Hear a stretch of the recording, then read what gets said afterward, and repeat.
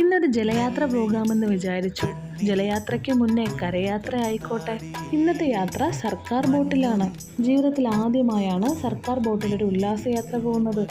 ബോട്ടിൽ കയറിയപ്പോൾ ഒരു സാധാരണ യാത്രയായിരിക്കുമെന്നാണ് ഞാൻ കരുതിയത്. പക്ഷേ യാത്ര തുടങ്ങിയപ്പോൾ മനസ്സിലായി ഇതൊരു സാധാരണ യാത്രയല്ലെന്ന്. AC ഇല്ല, പക്ഷെ കാറ്റ് അൺലിമിറ്റഡ്.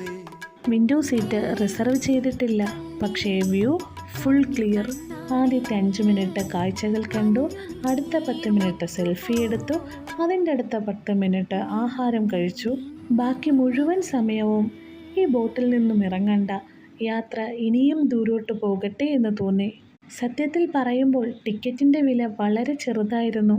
പക്ഷേ കിട്ടിയ അനുഭവങ്ങൾ, വൈബ് പറഞ്ഞറിയിക്കുന്നതിലും അതീതമായിരുന്നു.